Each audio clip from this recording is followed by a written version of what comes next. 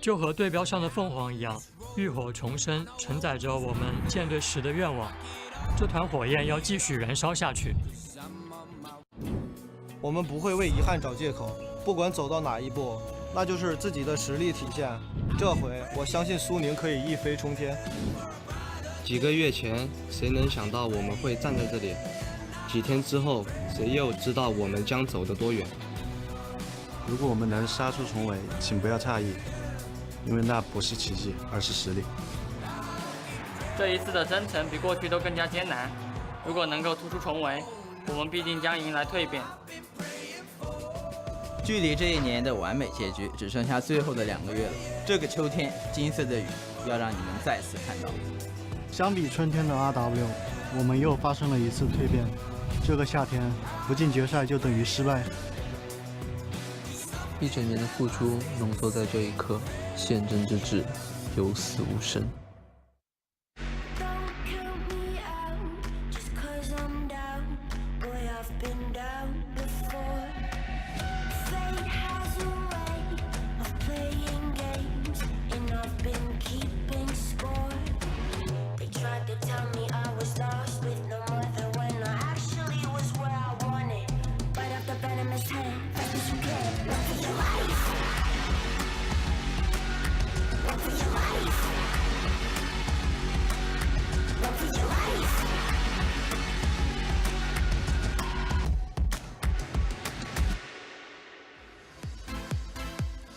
Hello and welcome to the summer playoffs. We are chiming in to Beijing once again in the RNG arena, this time for a semi-final. That's right, we're all the way into semi-finals in the LPL playoffs. Got to go fast and furious since there's been a fast couple weeks of play into week 11. We had Asian games, now we have the players itself, and now we actually have the teams getting into their final seedings, moving into the world stretch. You can see Rogue Warriors moving on into the venue. They'll be taking on RNG today, and it will be an uphill struggle for them. RNG have looked exceptionally strong, and Rogue Warriors, well, they have a long way to go. This is the end of the Revenge Tour. Revenge Tour Season 1 was in spring, Season 2 was in summer, and now this is the grand finale.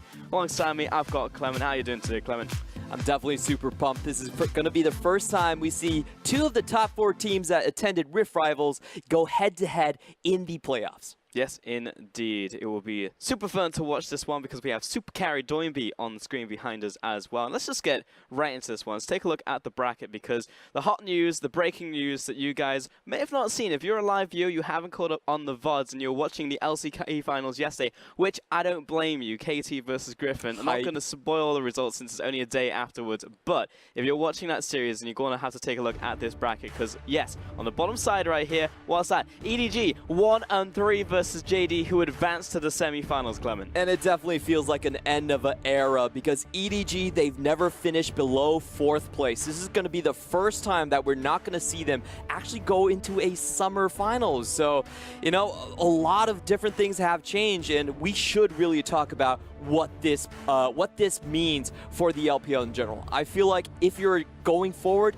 you have to have a strong top side, and that's what EDG lacks. You look at the rest of the teams, Zoom is stepping up, Holder is there for Rogue Warriors, Let Me is playing Split Pushers and Asian Cups. So really, EDG not keeping up with the times. Yeah, JD stepping up, Zoom stepping up, or is he just already at the top? That's a question as he moves on to semi-finals versus Invictus Gaming. Today's matchup, though, will be Rogue Warriors versus RNG. And to finish that one off, we can see RNG, just for continuity, they're walking into their own venue.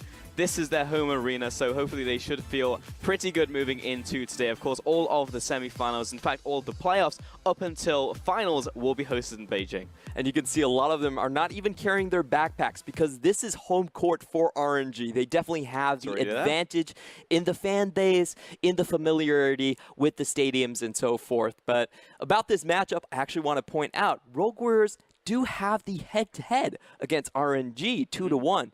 One big caveat, however, they haven't won the series in a BO3 when it was Uzi starting. And we know how much of a difference that could make in the TOP versus RNG series. Yeah, and spoiler, Uzi is not going to be starting in this set. So even though they saw EDG, their long arch nemesis, drop yesterday, just like, it's fine, we're going to be okay against Rogue Warriors here. But Rogue Warriors, they're a team with a lot of strengths of their own. And I know, Clement, you're going to take me through exactly why RW are strong. Yeah, Rogue Warriors had the best record in the Western Conference. One big thing that immediately jumps out is their control over objectives. Flawless has been, quote-unquote, flawless in this regard, carrying #1 in Dragon and both Baron plays. And this really does flow into their entire style. They are very teamfight focused. They could lose to you early in the laning phase, but when it comes to the 20-minute mark, they're there back again into second place, only behind Invictus Gaming. And the way they do their team fights, we call them the freight train. They're great at champions that run at you. The Kled has to be the standout. After Rift Rivals, everyone has been banning this champion, but they also have more tools to follow it up. The Rakan, the Nocturne, especially the Mundo, 4 Mouse have been their staple picks. Yeah, there's only one team in modern LPL that you're allowed to call the Chinese aggression team, and this is it right here. RW are relentless in their aggression. They run at you, as you said, the freight chain. You look towards those big picks, usually being spearheaded by Joinby in the mid lane with these Kled picks. Yeah, and this is just such a common sight for their team. A lot of the times they set up around the objectives or around the turrets, and they just run full steam at you. What really catches people off guard is the speed at which Rogue Warriors can collapse on a single point and the aggression that they're willing to push forward, even between multiple turrets, and just they are the comeback team. They will lose early, but once it gets into those big team fights, if you give them the composition, if you give them the tools, they're always very confident that they can claw their way back into the game. Well, a lot of teams have fallen prey to the RW style, which is just like, it's all right, we'll give up the early game, and then we just hit you real hard with a haymaker in the mid game. Towards the Baron play specifically, we see so many times a setup into Baron, they take Baron, the game ends. But against RNG right here. And RNG are a team who are exceptionally strong in the laning phase in the early game, especially when they have Uzi on the roster. Not going to be the case in game 1, but RNG could be a team who will shut them down. And stylistically, between these two teams, you could say that RNG actually has the advantage here. Yeah, definitely. I agree with that. It's an uphill battle for Rogue Warriors because though they may be great at teamfight, RNG are the masters of setting up team fights. They can come in at so many angles and really ambush you. So I do expect this to be a very heavy 5v5 type of team fight. Yeah. Even if RNG don't want to opt into it, Rogue Warriors will be the one pushing the pace and looking for those big 5v5s. Yeah, RW definitely bring the fight to their opponents, and they will bring it to RNG. So what I want to see in this matchup is whether RNG can actually get those setups and have them watertight to a point where RW can't just come in with their sucker punch, which has been happening all split, in fact, all year. And it's just like a team can set up all they want, but during that time, Rogue Warriors will just run at you. And that's been the source of a lot of their comeback wins, is they'll be at their base, they'll be sat behind their inhibitors, and Join will just flank from a side. And it's just like, well, I guess we just win the game now. And that just happens too many times. They cannot be allowed, moving into a semi-final in the world split, to be allowed to continue to do this. Yeah, definitely. I feel like there is an early and late game type of balance between these two teams, the 1-3-1 style and the confidence in Uzi to hyper carry in the later game does go later for RNG, but for Rogue Warriors, I feel like they need to look for a mid-game win with their type of style. Sure, they have another great ADC in SMLZ, the true hyper carry of the LPL, but he's going up against Uzi, and to be honest, I don't feel like SMLZ has been having such a great time, especially on the Kai'Sa. What's more surprising, he only has 33 win percent on the Kai'Sa. You know, he was known as the big Kog'Maw, as a late game carry, but not really this split. This split, he's been more about creativity. He's gone with the Misfortune, the Dark Harvest Misfortune, and the Jhin a lot of the time. That's fair. You look at the old pro list, that definitely speaks towards that tail. Now, Letme's going to be in the top lane with MLXG in the jungle, Xiaohu in the mid lane, Abel in AD carry, and Ming down in support. And for Rogue Warriors, we're going to have Mouse, Flawless, Joinby, SMLZ, and Kahlua. Now, recently, Rogue Warriors have been running with a second unit, going with the top laner with Holder and their jungler of Kiwi. Not this time around. They're going back to what's classic and putting the more veteran jungler in the helm. That was only the last couple weeks of play when pretty much everything was already solidified for Rogue Warriors. And you do see this out of a lot of LPL teams. You know, everything's locked down. Get your sub-roster some time on the field. But what was surprising was in the top side, Holder was an absolute monster. This guy was absolutely insane in the top lane.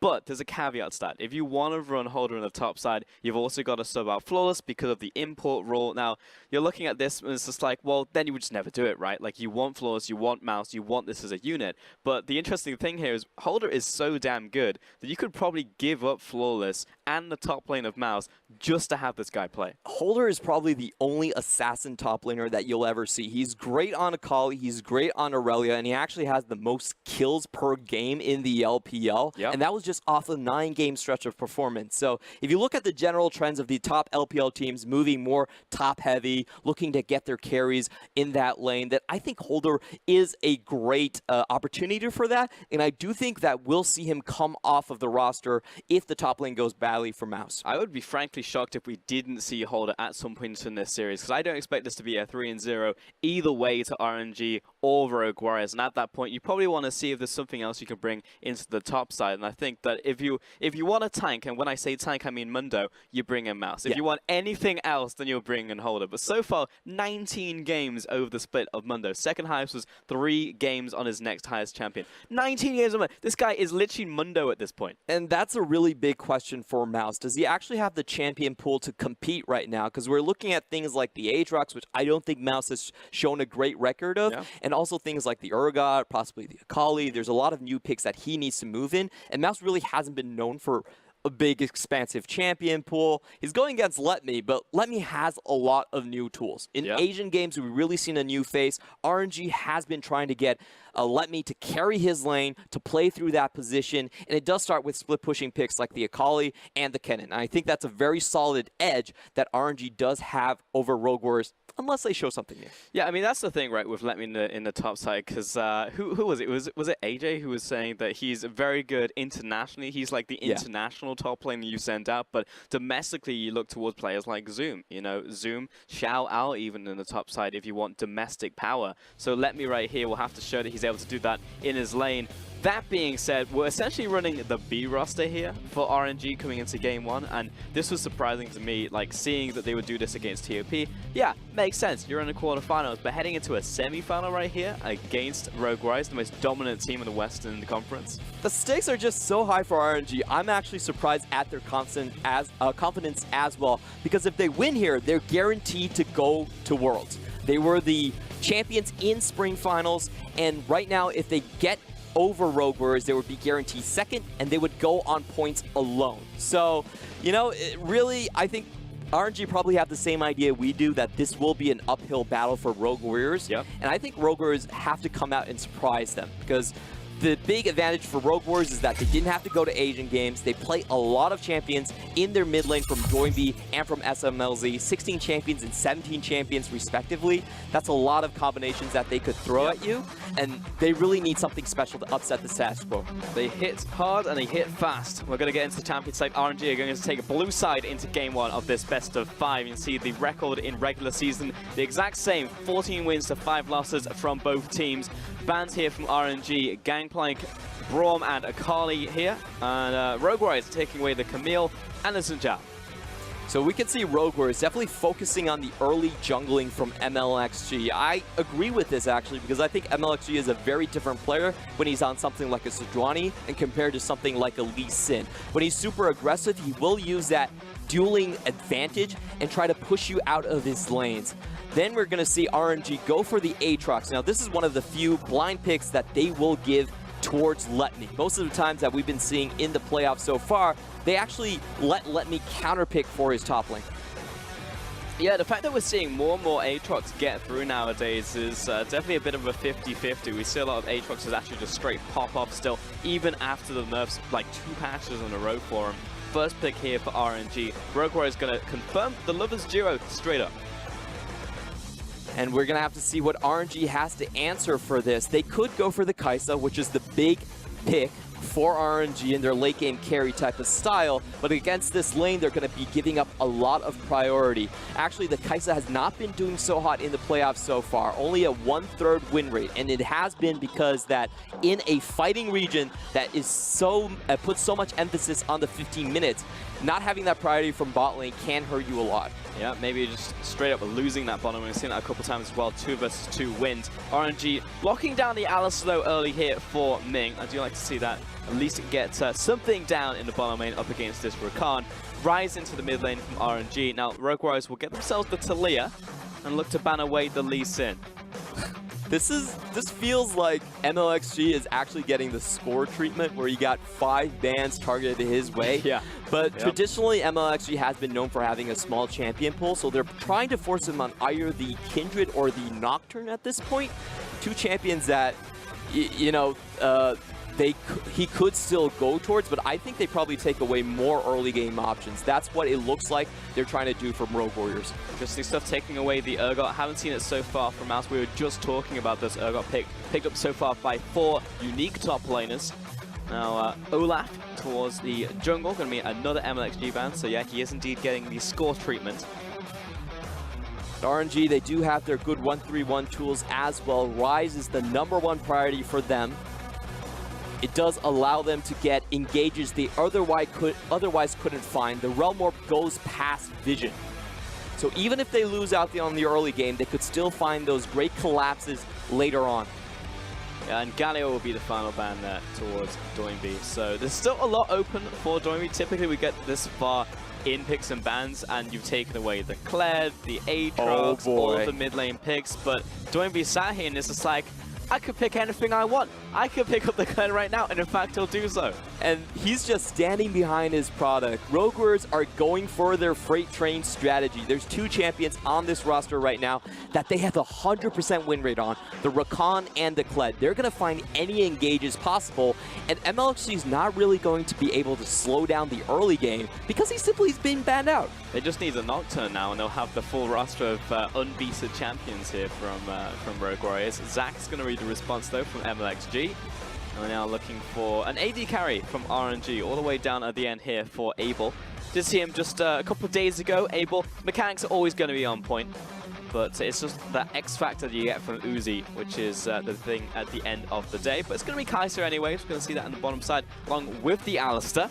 And Rogue Warriors, what are they going to pick? So if they want to put Mouse on Mundo duty, they could, and usually that's what they do, but they are currently hovering the on, and they will lock it in.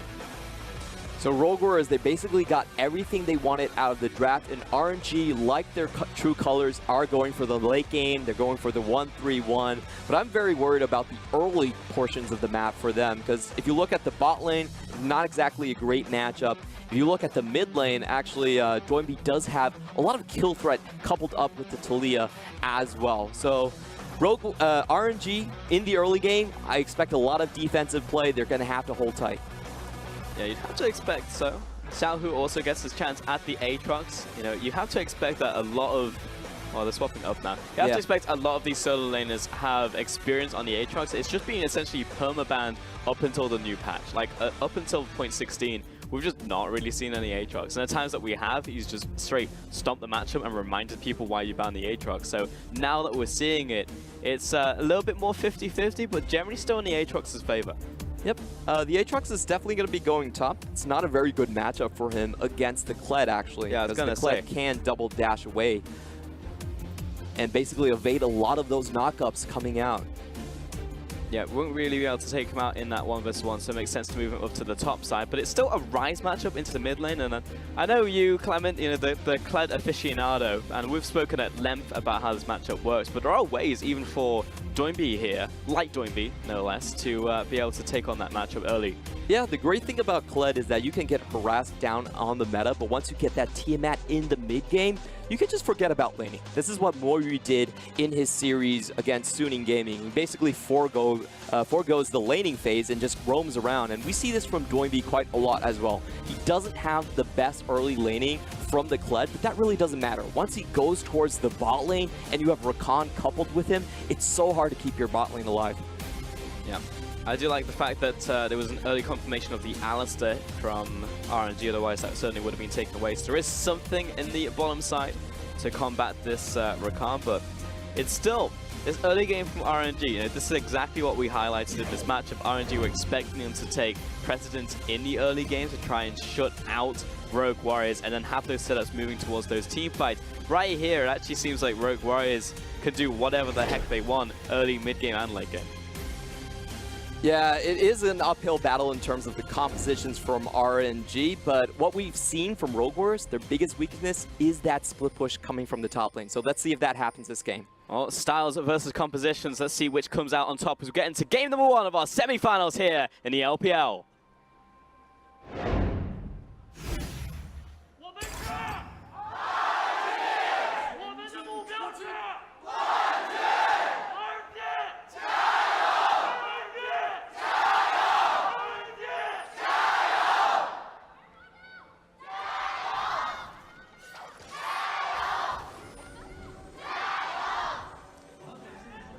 And pause. Unfortunate right here because Rogue Warriors is already going in for a level 1 invade. I actually really like that idea, trying to force out MLXG from entering the bottom side, and they can put more pressure early game. Talia is a great champion for ganking that bot lane.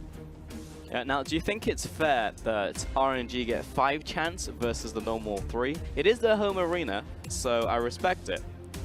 It's, you know, it's what the fans want. It's They represented at Asian Games. They represented China. Gold they won a gold medalist. Yeah, They deserve it. And if you don't know their chance is, who are we? We're RNG. What do we want? We want to win the championships. They've been doing that through the entire split. This is RNG's potential for their golden year, where they've won every single tournament, gone to the finals, and reversed Uzi's silver destiny from beforehand. They're missing the third part, though. It's like, when do we want it? Preferably this year. You know? If they don't have that, then it could be far off into the future. This has already been the problem for, you know, Uzi. Yeah. It's because they never finished off the statement. It would feel really bad if Uzi wins his champion in the Ear of the Boar. Like, it would feel much better if it was Ear of the Dog and the entire way through. That's my year, by the way, Year of the Boar. It's the first time that Clemens actually said Year of the Boar. Usually he reminds me it's Year of the Pig, but it is Year of the Boar. Year of the Dog this year for Uzi. His time to shine, won everything so far. And yeah, we've still got this invade going on from Rogue Warriors. Well, should be able to take this one away. I'm not sure if well, they probably know now since SMLZ and Kahlua path right towards the bomb lane. Yep, Rogue Warriors, RNG did have a Raptor ramp ward earlier on, so they did know the level 1 invade was coming in. But because of the jungler dueling difference, we see that MLX is actually only starting on his own side of the jungle. It is a question if he is going to be able to equalize the vertical jungling, or if Flawless can look for a triple buff start. Now, Doinby, one of our prolific Kled mids in the LPL, the original, the best. Doinby just knows how to make this pick work, make it work in the matchups, and make it work with the team as well. Gonna go with Presti attack into the mid lane. Lots of squishy targets actually on RNG for him to pick apart. Definitely a better option there. If you're going into the top lane with tanks, Conqueror should be the better option there. But we're seeing the early lane priority coming out from RNG, and MLXG is pretty comfortable in going up and taking away Rogue Warriors red, probably. They should get the shove in mid lane with Xiaohu as well. Flaw's pathing towards the bottom side once again. Managed to pick up 2 buffs on his side. Back towards the enemy jungle. Might be able to snipe away Raptors. All look for that mid lane gank.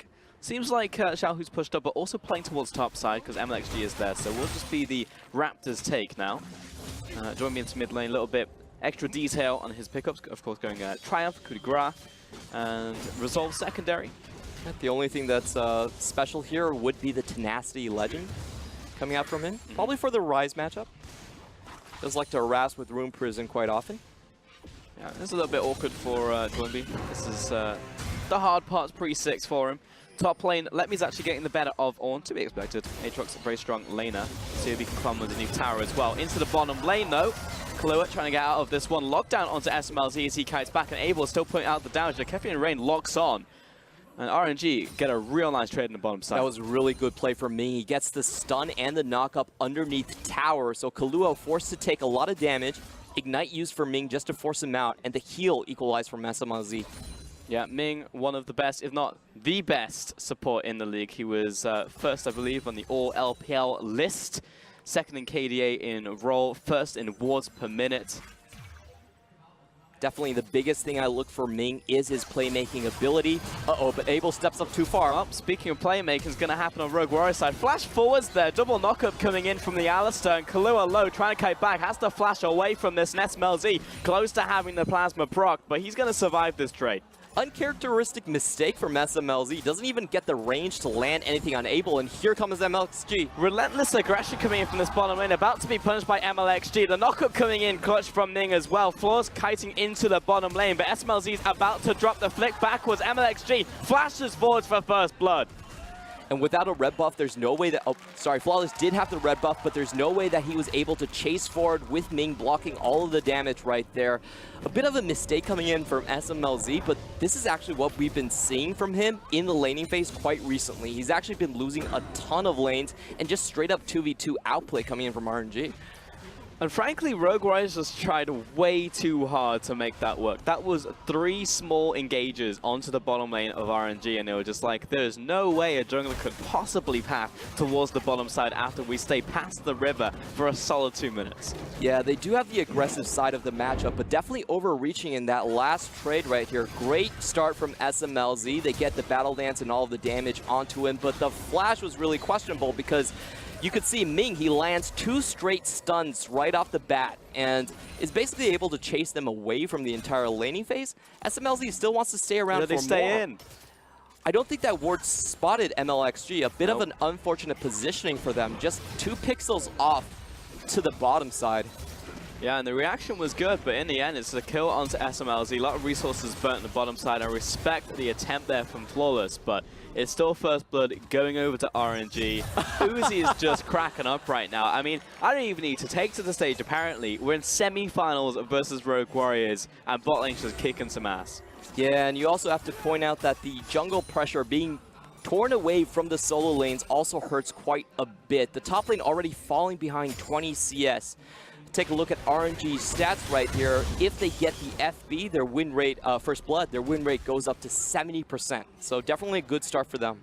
Yeah, but the times they get First Blood, not very often. 48%, actually 10th in the league, which is definitely surprising. But this time, they managed to get First Blood. So we'll see if they can make that the win in game 1 here in this best of 5.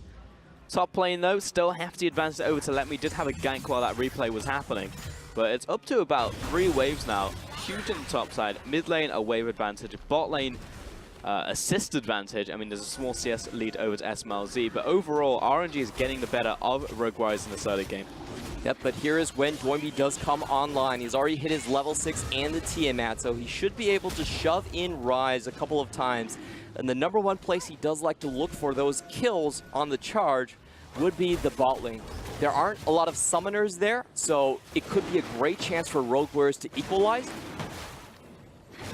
And of course, a lot of the early game power, a lot of the early skirmishing power typically comes out from Doinby.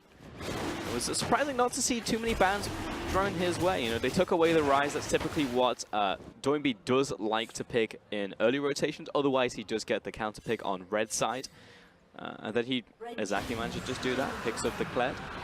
First dragon of the game goes over to Rogue Warriors. Still a laning phase, so going to be very nice for Rogue Warriors in their laning at the very least, but would like to get something back.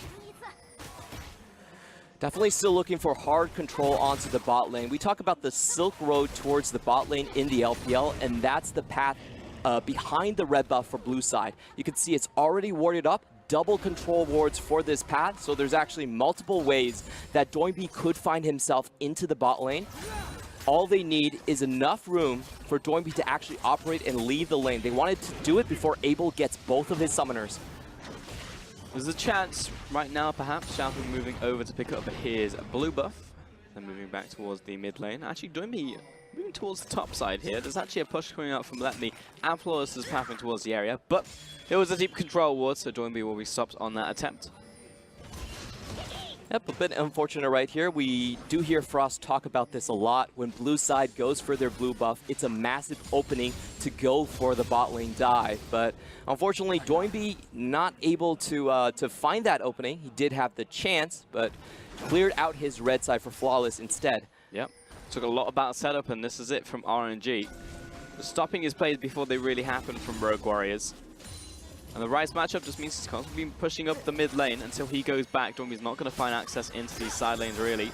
Bot lane, a lot of damage coming out from SMLZ, perhaps forcing out the ultimate here from Ming. Yeah, he's going to have to pop that one, so big ultimate down. Pretty dangerous situation for Kahlua. The Ignite was still held on to him. If Ming found that stun, it would have been over for him.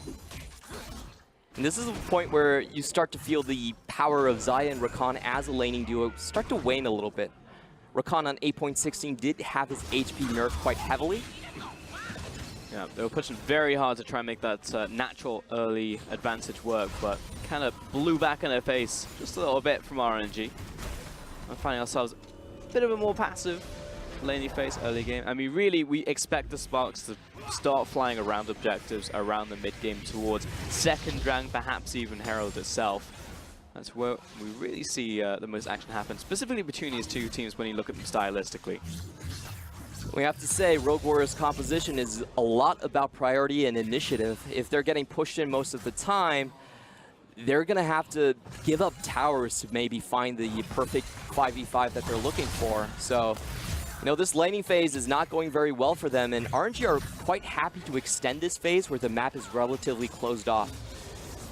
They do have a lot of tools, Rogue Warriors, though, for an engage. So maybe playing on the back foot, they can't find it on the flank, but again, comes down to vision and setup from RNG. And bottom side, again, Ming's just stepping up. The ultimate bodyguard, no one can really get past him. Recalling on a ward as well, Flawless. Goes back to base. And this could potentially open up a gank opportunity for MLXG at the very least. Or for Ming to just instantly engage. He knows there isn't a jungler there. He actually plays down his Ignite very early, still doesn't have his ultimate. They still step forwards, and I'm going to be good for now. RNG rather will take this opportunity to clear out vision in the bottom side river. Joby sees them though. Klua chasing after Bear Trap the rope, lands. He's going to be put in room prison. Ooh. Jumps back. Klua expends his flash for that. Doesn't really get anything. You could see the trade in the bot lane was actually a coordinated effort coming in from Ming. They had Ryze rotating towards the bot lane as well. Wasn't able to get any traction or get Rogue Warriors to turn around and try to fight. So what are we waiting for right now from RNG? Because they're pretty content to keep farming. It's a Kai'Sa, so you just want to wait until the mid game, until it's got a bunch of farmers are about to hit those 2 icy power spikes. Oh, I think they're incredibly happy so far for RNG. The main thing I think they're doing really well is Xiaohu has been playing very calmly. He knows he has the teleport, so he's willing to let Doinby get the roams first. Oh, here we go. There's the charge. It wasn't bot lane, it was mid lane. And falls, unfortunately, short. And Xiaohu will see this happening from a mile away, literally straight down mid lane, and just walk it back and recall. And Doinby's still level 9, so level 1 ultimate has a very long cooldown. Pretty much means that RNG is safe from charge plays for the next 3 minutes. Yeah, nothing's really going to happen, and it just gets even better for RNG. We're going to clear out the wards on their side. There's some shallow vision going in there right there from Rogue Warriors, but yeah, if you're RNG, you don't really need to do anything. It's just like bot lane's going well, mid lane's going well, top lane's going well. In fact, top lane is continuing to get better for Let Me. He's now about 40 farm ahead of his opponent. No one's really visited the top lane. We had an early gank coming out from MLXG, poked his head up there. Now he's looking towards the bottom side.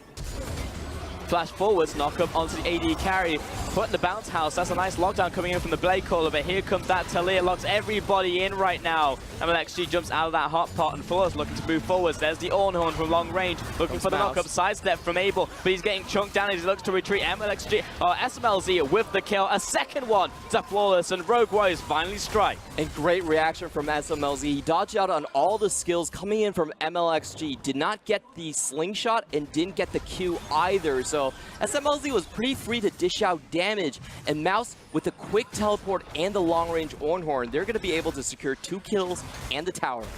Looking for the first tower, there it is. I was going to be close there because Let Me was actually just hitting this tower all the way through that entire play, but Let Me will get the second tower, and the push will be stopped from Rogue Warriors. So a little bit of tempo here over towards them, and the second dragon has also spawned just as they made that play. So what we were waiting for, all these tools to be used, but it actually wasn't coming out of Doinby, it was coming out of everybody else but Doinby. Here comes MLXG, not going to be taking this dragon under his watch, finds the stretching strike, in comes Ming.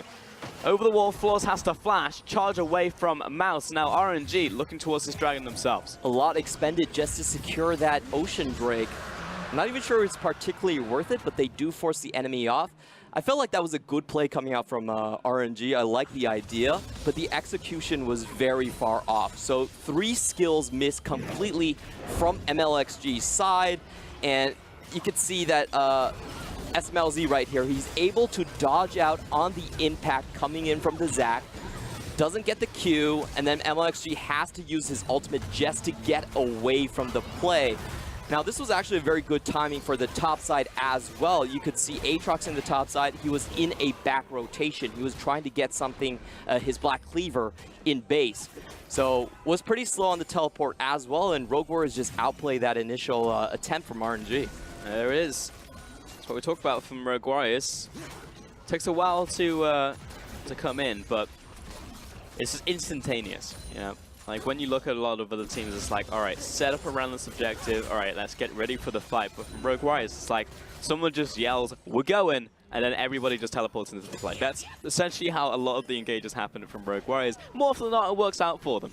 Yeah, that was a real close shot, though, because if MLXG landed that, had a perfect CZ chain between the knock-up from Alistar, it should have been a kill. Yeah, not should have been, though. Shoulda, coulda, woulda. Here comes Kled into the top side. He's locked onto Ming. He's going to hit him up. Instantly pops the ultimate, knocks him away, but right into his AD carry. Abel probably going to be a little bit tilted after one. He probably doesn't know who Ming's playing for anymore. That was definitely a Mata-esque play coming in for Ming. Headbutting the Kled right in front of the AD carry. But the question here is, can RNG actually get a better trade out of this? There are 4 members into the top side, but no minions underneath this tower. Oh, Mouse stops in his charge right there, pops the ultimate looking for the knockup. He's taking so much damage coming in from Let Me. He's dead even before MLXG arrives. And unfortunately, he doesn't get the knock-up from the second proc of the Ornhorn. Probably wouldn't have mattered anyway. But RNG should be able to equalize this tower at least. Yeah, and a Herald on top of that. So actually, quite nice trade here from Rogue Warriors, unless RNG are able to pick up something themselves. Mid lane, Joinby doesn't really care about Ming. He's going to keep on hitting that tower. He's actually tanking it. 3 tower shots, doesn't care. No, all good. Here comes Shelly setting up for this one. Meanwhile, MLXG charging up with the Elastic Slingshot, but doesn't really want to jump into 4 players. Shira's going to get her first charge, and Rogue Warriors probably escort this one in at least for a second charge, then look to back away. There you go. And that's kind of the danger with RNG playing a later game 1-3-1 composition. What they're most afraid of is these hard engages coming from Rogue Warriors. They could just pick a lane and all in onto it. Before RNG can get all of their lanes across river, then, you know, they really can't equalize in terms of the objectives. And that was a 3-for-1 trade into Rogue Warriors' favor. And it's really like clockwork, you know, you look at Rogue Warriors and you can be confident you're never going to see a game where they fall behind early and it's like they're going to play a passive game from here on out and then slowly lose the game. I've never seen in the history of Rogue Warriors organization for them to ever have done that. They always go, they will go down fighting. I've seen a lot of losses from them that would be like a 25-minute loss because they proceed to keep throwing themselves at the opponent, and I respect that. Oh, definitely. They're not dissuaded or discouraged about their early laning phase losses. We were talking about this in the pregame. Their topside and jungler statistically is actually the worst top and jungle duo in terms of gold. Like, they fall behind constantly. Their bot side, SMLZ, has not been having a great early laning phase, showing a lot of 2v2 deaths, but they always manage to come back somehow. And this is how. Like, I'm actually really surprised that RNG gave the majority of the tools over to Rogue Warriors. Yeah. This does really feel like testing the waters for RNG, seeing how far they can get away with the 1-3-1 just with their B unit. I mean, yeah, exactly. Like, the somehow is initiative and it's team fights from Rogue Warriors. And RNG definitely pushing their luck in playoffs. I mean, this is such a rare thing to see from anybody, apart from RNG. It's like, we could just shift the B roster and they're still just good in terms of star talent. You look across the board, every one of these players is mechanically godly in their respective role. And I think for the most part, RNG and Rogue Warriors, a lot about brute forcing. Like, if you give the moniker of brute force down to like any 2 teams, it's probably Rogue Warriors and RNG. They just think that they're able to outplay you in the situation. They'll go for a 50-50% play and be like, well, the extra 50% is made up by how good we are. Yeah, definitely. That's a very common mentality I actually get from the Chinese players. But first of all, let's see if Flawless can escape. Takes the full wall. Yeah, small changes on Taleo in this patch. No longer gives vision, so didn't know where he was going, but he did know he was going. Yep, going back towards his own base. Should have been really safe right there.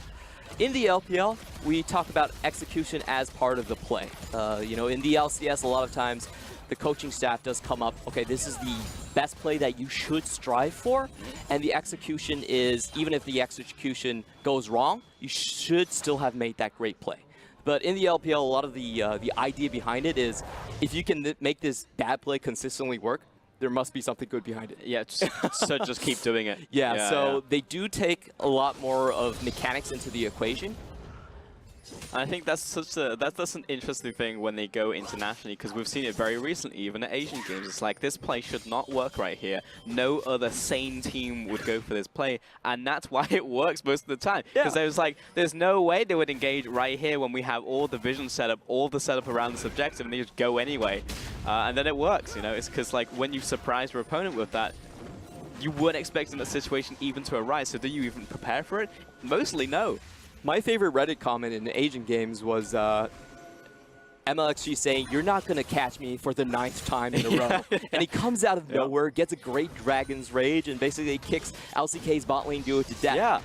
So, you know, that a lot of times it is that type of a mentality is like, you continue to take high-risk plays, but sometimes they work. They do, and again, these two teams are probably the most, I want to say guilty, but it's probably the opposite of that, right? If it works, then you're not guilty of anything. So Rogue Warriors, they'll keep going at you. Now looking towards our third dragon, another Ocean. It's a rainy day today. So if we look at the item advantages right here, Abel is still looking for his second item, so I really don't think RNG can contest at this point. No, I mean, 2 items already picked up by SMLZ himself. He's sitting pretty mid lane, about to hit second item. Of course, you only really complete the Tiamat and then ignore it until like second or third item. Looks like it could be Titanic here actually from Doinby second. What we're seeing is pretty interesting from Let Me. He's definitely more set onto the split pushing type of style. You can see his items would actually go into a Death's Dance if he chose to. Of course, it could just be the Sterix Gauge.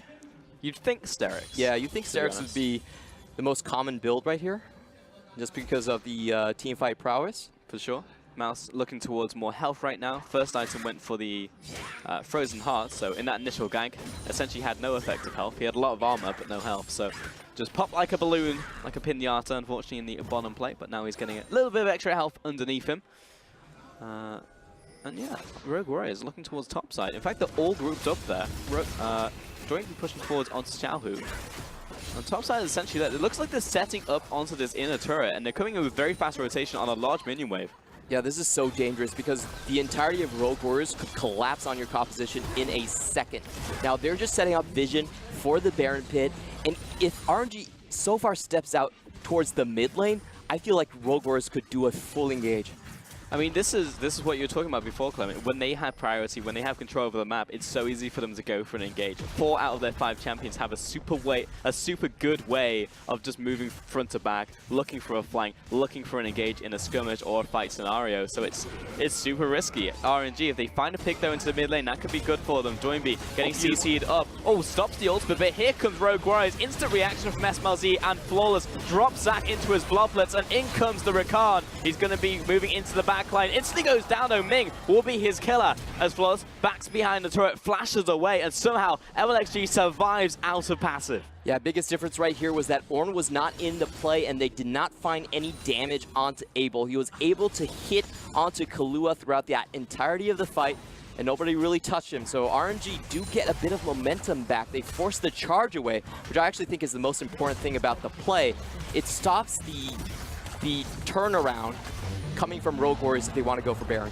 But Mouse on the bottom side. Flash out from Let Me. He knows that many people are right behind that Ornn looking to chase him down. It's an important flash coming out from him.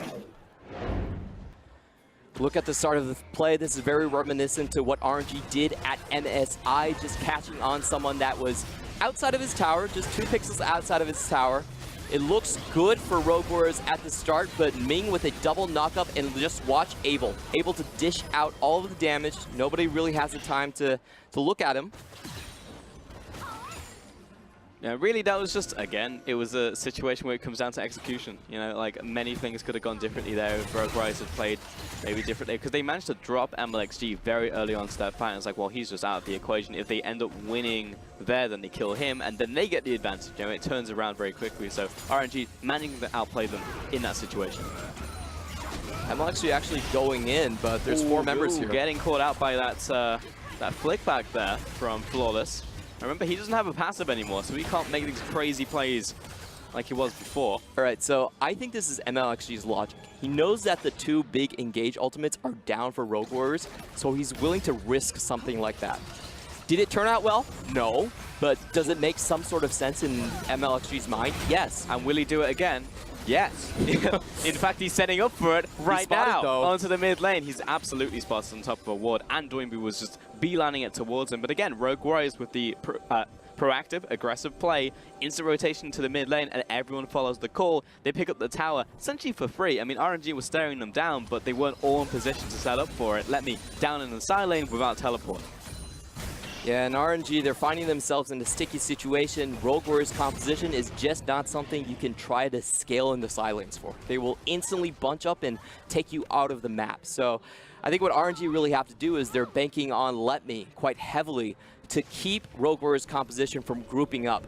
The big play we're going to see from Rogue Warriors later on is basically the turn away from Baron. They're going to start it, they're going to force RNG to come check, and then they have all the engage tools in the world to just turn their backs and instantly go onto them. Yeah, I mean, that's the Rogue Warriors classic. You know, that's actually netted them so many wins specifically in Summer. It's like they can be behind, they could be even, they could be ahead. It's the same play in the mid lane. So many times I see just an Aram just being straight up broken up by Rogue Warriors who are just going to launch themselves at their opponents. We can take a look at the full vision view right here. Only Doinby in view from RNG, just looking at him in the mid lane. Everything else completely blind. Same actually thing there from Rogue Warriors. The good thing for RNG right there is they still have a trinket in the Baron pit, so this should give them enough time to really push past the river. Rogue Warriors though with a lot of vision around Baron, specifically around the bottom side towards mid. Completely lit up. That's probably where they're setting up to try and find themselves a fight or a skirmish. Infernal Dragon's going to be up in 25 seconds though. We actually have Rogue Warriors there first. RNG are protecting top side, so saying if you want to go for Dragon, we'll be able to quickly rotate towards the Baron itself. Teleport's going to be finished from Mouse. I don't think RNG really has what it takes to start this Baron, but they will wrestle back control of the area. For Kahlua, he's the first one forward, so RNG was already backing away. Let's think that bridge just for a half second. Dragon has now spawned, and both teleports are actually up from both top laners. Yep, really good timing from RNG to back out. They knew that Abel was just showing in the mid lane, so they really couldn't take a fight right there. Here comes the charge, looking at Let Me, instantaneous engage coming through, dodging out of the way, but still a knock-up of the charm onto Let Me, and the knockback as well. He's knocked into his Bloodwell. The rest of RNG calling, we do not want this fight. We want damage control right now, but SMLZ is moving forward. MNXG over the wall, finds a big knock-up. They're going to drop Doinby, and now the rest of Rogue Warriors are angry. They're going to keep pushing forward. Knock-up doesn't land out from Mouse. He looks to back away, and meanwhile, SMLZ, oh, Killer Instinct, and Abel dives right into the backline. That was an LWX player if I've ever seen one. Triple kill to SMLZ.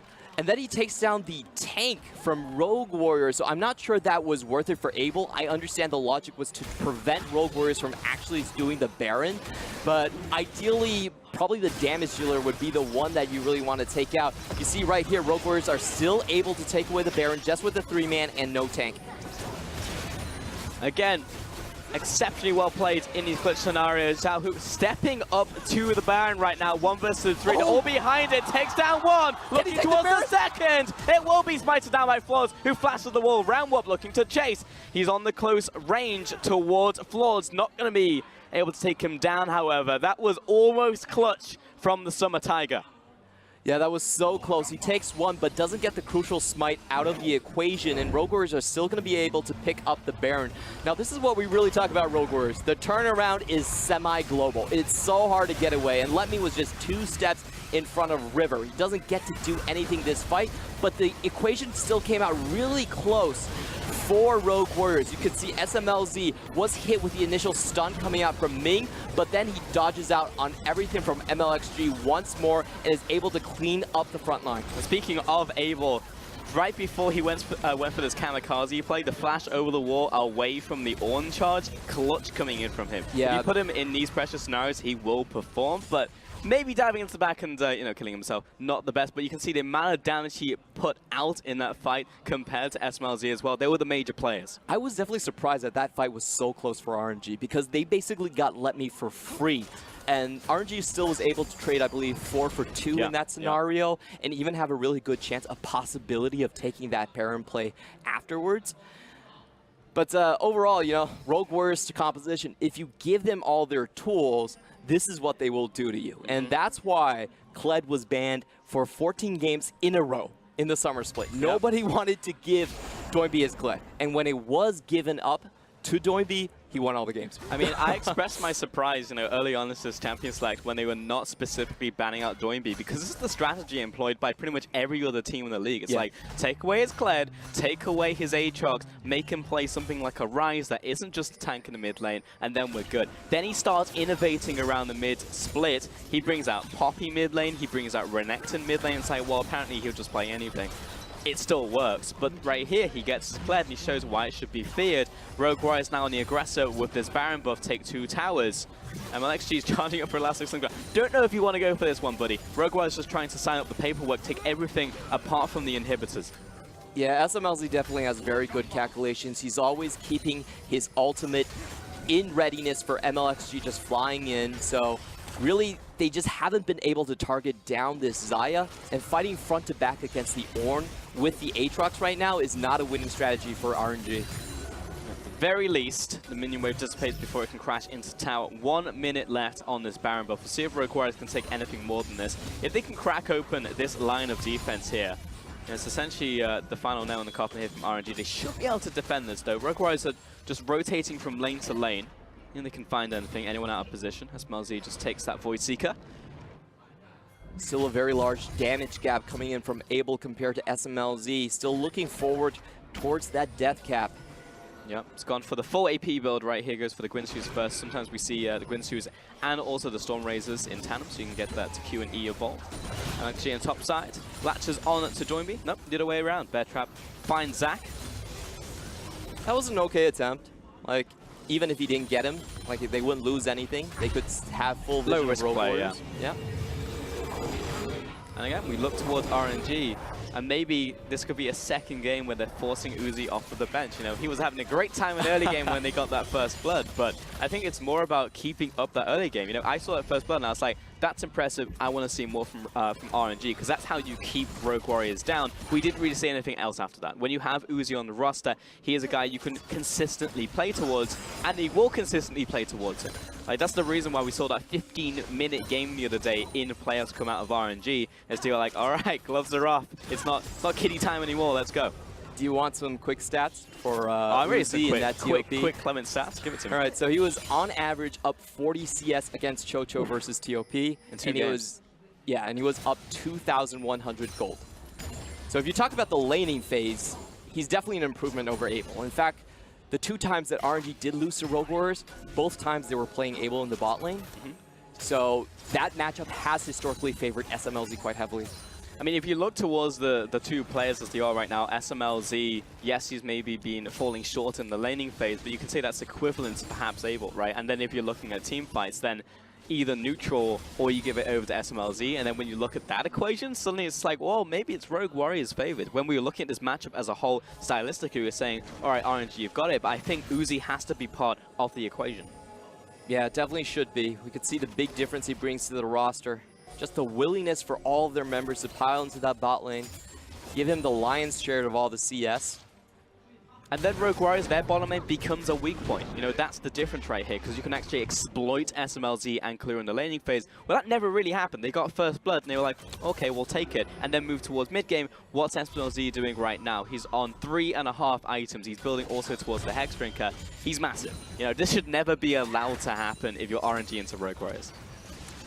Yep, but Rogue Warriors just, they had an iron grip on the mid-game. They were able to stop RNG's 1-3-1. I feel like RNG's Aatrox is not doing much, even though he can split push against Mouse. The rotation would come in just way too fast for Rogue Warriors for him to really make anything out of that split pushing lane. So they're forced into a completely defensive position. And RNG completely blinds in their own jungle. They're about to see 4 members of Rogue Warriors just come out of the woodworks, trying to contest this red buff. I'm not sure if this is the hill necessarily that RNG want to die on. They're going to back away from this play, clear out the control ward, but we talk so much on a micro scale about kill ranges, effective ranges, and this is just put onto the full scale here from Rogue Warriors. If you're RNG, you need to be looking at how you play into this composition, and you're right. The fact that Let Me would be able to do this against any other composition is true, but not against A, Rogue Warriors, and B, what they're running right here, because those semi-globals, they called him out, you said it, in the fight, he was essentially dead before he got to do anything. I think maybe just over 60 damage total in that last fight. 82, I'll give it to him, 82 damage. You want more from him. Joinby doesn't even kill Scar, he's going to be okay, he's going to back away. He's very tanky right now as well. Nothing much happening. I really like what Rogue Warriors' ban pick strategy was. We basically take MLXG out of the early game equation. We know RNG and their tendencies. They're going to go for a 1-3-1. If we leave Aatrox open, they're going to pick Aatrox. But against our composition, split push actually doesn't work. Like, you can't split push fast enough to go up against the engage for Rogue Warriors. So there's a really smart drafting coming out from Stake. I like the composition overall. It's something they're familiar with, and it also hard counters what RNG is trying to do. Now, there is one more shot in the chamber left for RNG, and that's going to be around this Baron buff. Last Dragon gets picked up by Rogue Warriors before the Elder, all rushing into the pit. Not going to be started just yet. They're actually looking for this bait. Now they've actually started it, yeah. Rogue Warriors, what's the response? Because they can collapse very quickly and come down on RNG like a ton of bricks. It starts. Here comes Kled from the top side, collapsing onto that backline. In comes Kalua, looking for the multi-man lockup. No casualties just yet, as the backline locked down by Let Me. He'll have to back away to the team. Ming stepping forwards, he'll drop. Everything bricks apart for RNG. The front line's down. Re-engage coming out from MXC. He goes face first into the meat grinder. 3 kills come out from Rogue Warriors. And that was a heroic play from Let Me, but it couldn't correct the initial mistakes coming in from RNG. They absolutely needed MLXG to land on someone and instantly take out the bot lane. With the abduction not working, Rogue Warriors' backline is just more fed than RNG. It becomes a front to back, and they definitely have the advantage in that scenario. And frankly, Clement, that didn't even look close. Super carry Doinby right there with the flank into that team fight. Rogue Warriors, 3 kills. The last defense coming in here from Let Me and Zhao. It's not quite the Spartans. It's going to crumble. And Rogue Warriors, they're actually saying, we're okay with this push. Min comes up in a second, 10 seconds. If we wanted to push even further, we could. But we can go for the high percent play right now. They're looking towards this Baron and looking to back away. Heck, they could even just fully reset. Yeah, I really like this turnaround from Rogue Warriors as well, not doing the KT route, which almost cost them game 4. It was hype, though. It was hype. It was hype, but it was one of those plays that are very questionable. They see MLXG 10 seconds on his rebirth timer. They instantly turn around, go away. They know they can set up for Baron once more with the teleports. I just don't see a scenario where RNG start off the Baron and it going well for them into a composition like this from Rogue Warriors. They're trying to play around the ultimate cooldown windows, but if you look at the CD from Rogue Warriors, they're actually all up. They can just go for it again. I mean, an instant engage could work out for them on the front line. Doinby having to charge away from this, but MLXG, he's already dead. Throws out the Infernal Chains, but it's just a bounce house here for Rogue Warriors. They pull everybody back into the fight. Zhao goes into his perfect timing, comes back out, and his entire team is dead. Mouse rushes forwards, critical HP, but it's a critical win from Rogue Warriors. Triple to SMLZ. And Let Me tried his hardest, but he couldn't put a dent onto SMLZ. Really wasn't threatened throughout that entire fight. The abduction went onto Mouse. Not really the target you want. The Ornn in the middle, even when he misses his Ornn Horn, it doesn't matter. They're still able to clean up the big team fight. And this was not only a compositional win, this was a perfect counter to what RNG likes to do. And Rogue Warriors, it was not even close in this game. They shut out RNG, and we'll take game 1. And what a statement match for Rogue Warriors. RNG, I felt that they knew what was coming from Rogue Warriors. Rogue Warriors didn't have to change a thing from the victory over King Zones in Rift Rivals. It was basically the same composition, the same idea, but it was a lot of takeaway from RNG as well. They took away the Ornn, they forced them strictly into the 1-3-1 where they couldn't compete on the front-to-back 5v5 team fighting, and they just ran the map. Rogue Warriors saying, I demand to see Uzi. Bring the man forward. Get him off the bench. If you want to win this matchup, you're going to need to bring your full-on firepower. Maybe even bring Carter as well. Put Carter into the jungle, Uzi into the bottom lane, and bring your full A roster. Because right now, this is not enough. Rogue Warriors coming out and saying, we demand respect. You cannot leave all of these picks open. Kled, like we were talking about, 100% win rate for this team. The Rakan was also a 100% win rate for Rogue Warriors. If you give them the tools, they're just too familiar with this strategy. On the other hand, RNG just trying to see how much they can go away with. I don't think RNG are going to be too sad about this loss, but it definitely shows them that you have to take things away from Rogue Warriors. I mean, I'm still left scratching my head just a little bit because we're in semifinals right now. You said it at the very start of the set. If RNG win here, they're just confirmed worlds. Yeah. Like, if there's any series just to straight up take seriously from game 1, you want it to be this one. It's not to say that Able, MLXG, trying to actively enter on the Rift, but if you want to put your best foot forward, it definitely looks like Karsa. It definitely looks like Uzi in the bottom lane with Let Me in the top lane. That has so far just been the straight up strongest 5-man. And that's something I worry about RNG because they're a team that is very momentum based. You can see in their interviews, in their own discussions, they don't want to fall behind in morale, and they're actually putting quite a big risk to really feel out Rogue Warriors.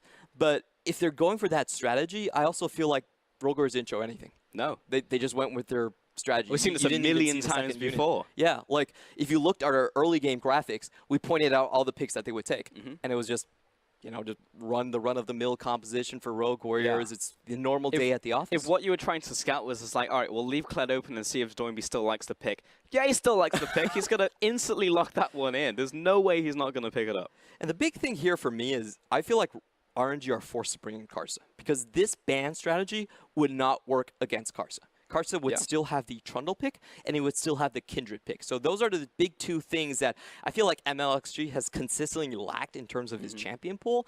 MLXG, he plays a couple of these things that are very unique to his own style, but he doesn't always follow the meta closely.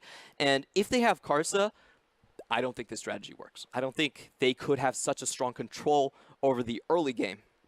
And that was it. That was the key word you just said right there, early game, with a key phrase, because there was an early game for Rogue Warriors. That should never really happen. The only thing that RNG really got in the early parts of the game was the first blood. After that, we didn't really see anything else. And while Rogue Warriors were searching, they were still going to win outcome mid-game. So they were fine regardless. And we're just like, okay, well, if you pause out the game, we completely stall out from RNG, then great. This is what we want. Get to the 1-3-1. Shut out RNG. Shut out RW when you get towards the mid-game.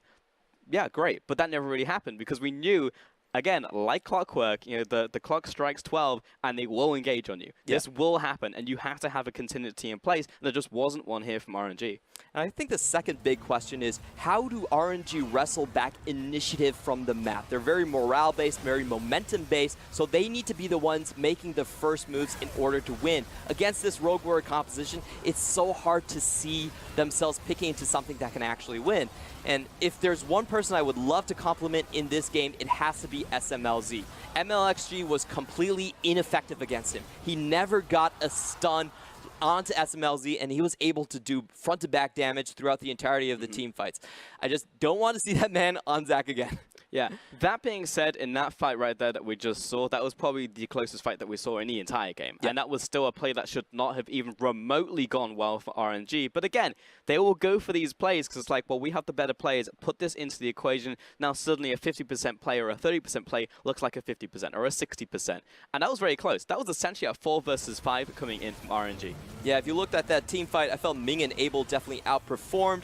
Second time, RNG, they try to do a desperation Baron, but once again, the early catch from MLXG fails. They don't get to the back line, and even though Let Me gives a lot of time over towards Abel to try and deal with Doinby, it's just not possible at this point. He still has his GA up even after that fight. Like, he basically has, you have to go through the Sterix, you have to go through Scarl, and then you have to go through a Guardian's Angel, and they just didn't have that time to really trade front lines at that point. So just a better execution and better flank coming in from Rogue Warriors to start the fight. Yeah, it was too far gone at that point. I would have liked to see another play come out from RNG other than just literally just yelling out like RW's name in the rain. It's like, oh, come get me. And it's like, yeah, all right. Like, just we'll engage with our semi-globals and just go right towards the Baron, lock themselves into the fight. So maybe there's another way around that. Maybe looking for the 1-3-1, maybe looking for an Aatrox to bully someone in the side lane, because the Aatrox was still very big, but didn't play around what was strong about their team and try to essentially play into the Rogue Warriors game. That's what it felt like in this one, that RNG weren't playing to their style, they were playing to the Rogue Warriors style. Well, I actually think that RNG, this is kind of a typical draft for them. Like, you pick the Ryze, you pick the Kai'Sa, you have no early game plan, and you just sit on your laurels and just hope that something goes well for you in towards the late game. And this actually has been my biggest criticism for RNG. A lot of times when they go for these late game 1-3-1s, they just don't make anything happen into the early game. And we are having confirmation right now. Uzi will be coming in for game 2. Okay, there you go. Uzi gonna go down to the bottom lane, and that's important because he's facing down SMLZ, who will pick up our man of the match in this one, and he just had it too easy. Don't allow this guy to get out of the laning phase, get into team fights, and be full farms, because he will run away with the game. 158% damage to gold ratio, 40% of team's damage on the Xayah. Yeah, and his teamfight awareness was absolutely amazing. He didn't leave the ultimate for the Ming combo, but he always had it up for MLXG. They never found anything onto him, never a catch back into their own composition. And that just kind of proves that even when Rakan is severely nerfed, you can still run the Rakan Xayah with an extremely good result. Yeah, they first rotation that as well. I like the priority coming out from them, and it was just perfect. I actually love to see Rogue Warriors play from red side because it means you can get the counter pick coming out from Doimi, you can get priority for SMLZ, and it just feels good. I know that you were looking into win percentages globally across the board for different regions, but it seems a little bit ambiguous in a couple of regions actually, including ours. Yeah, definitely. I think the big takeaways is that LCK is definitely more favored towards counter picks in red side. Well, NA, it's more about what composition you get, and they like blue side a lot more. For the LPL, we're about split even. Yeah, it's about the same as Europe as well. So we've got you, European Bresno, your finals are still going on. We're going to take a short break. When we get back, though, we'll be here with game number 2. 争锋造极，方可声名远扬。侠盗勇士志在威震四方。